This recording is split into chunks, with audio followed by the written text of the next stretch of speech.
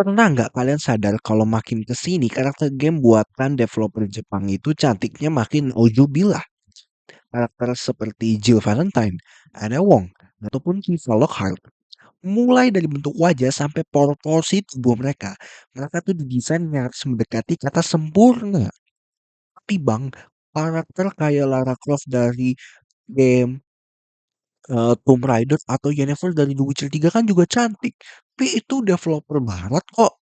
Ya betul. Tetapi yang gua bahas adalah makin ke sini, makin sekarang itu game-game developer barat itu cenderung membuat karakter yang less tends to make karakter yang less beautiful. Tidak seperti game-game Jepang yang tends to make karakter yang memang cakep. Kemudian developer Jepang itu juga konsisten dan makin ekstrim menciptakan karakter-karakter yang sempurna. Loh, kok bisa begitu? Ya, tidak lain dan tidak bukan. Para developer ini berusaha membuat karakter yang mendekati sempurna agar game tersebut bisa menjadi ruang escapism bagi para nikmatnya. Ya, sebagai pelarian lah. Mereka merancang game itu sebagai medium agar kita sebagai pemain itu bisa kabur sejenak dari dunia asli. Tapi sebenarnya kenapa mereka itu mau membuat sebuah game sebagai kenapa mereka mau membuat game yang tujuannya itu kabur dari dunia ini sebagai ruang pelarian dari filosofi mereka, trauma mereka, dan tekanan sosial mereka para orang-orang Jepang itu mungkin bisa menjawab pertanyaan kenapa mereka cenderung buat game yang escape, yang konsepnya escapism gini.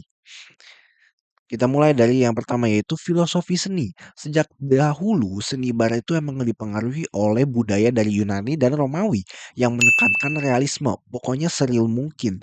Buat patung manusia yang bikin ototnya itu sedetail mungkin meniru anatomi manusia yang asli. Sebaliknya, seni Jepang kuno seperti lukisan kayu ukiyo-e atau teater kabuki itu nggak peduli sama realisme. Karena seni Jepang itu menganut stylization atau penggayaan. Seniman Jepang tidak menggambar wajah manusia seperti aslinya, melainkan mereka hanya menggambar konsep atau menggambar esensi dari emosi. Tradisi ini muncul turun-temurun kepada developer game modern.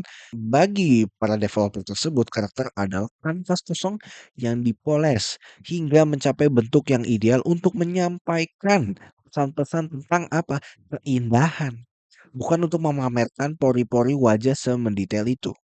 Dan yang kedua, ya kita tahu lah ya, setelah hancur leburnya Perang Dunia Kedua oleh bom atom yang nyampe ke Jepang itu membuat pergeseran seni dan budaya orang Jepang ini secara radikal.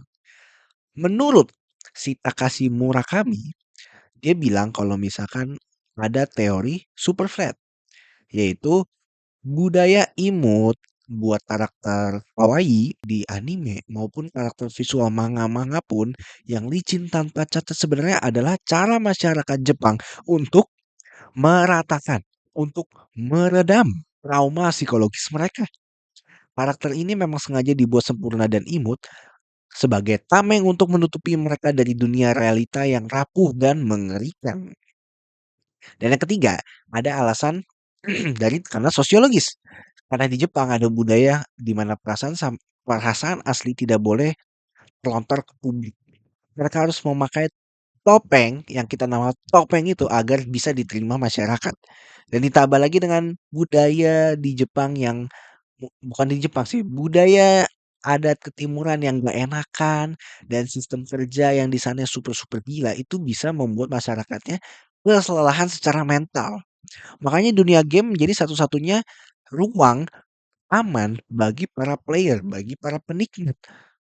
Pemain tidak mau masuk ke game yang kalau lihat karakternya itu jelek, punya kantung mata, atau yang ngingetin karakter game yang mukanya jelek kayak temen dia yang di kantor. Mereka mencari entitas yang sempurna, rupawan, dan memberikan penerimaan tanpa syarat. Ya pokoknya tujuannya adalah sebagai bentuk escapism. Karakter sempurna ini memang memberikan rasa aman, kenyamanan mutlak, dan yang mungkin nggak bisa mereka dapatkan di dunia asli.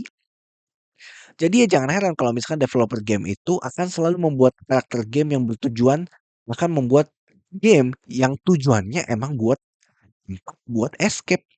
Karena itu, tradisi seni kuno mereka, filosofi seni mereka maksudnya, respons trauma sejarah mereka, sampai kebutuhan sosial akan obat stres itu sudah mengakar ke setiap warganya. Kalau kalian suka pembahasan mendalam tentang gaya storytelling seperti ini, jangan lupa tinggalkan komentar untuk ide pembahasan selanjutnya. Gua akhir kata mengucapkan terima kasih.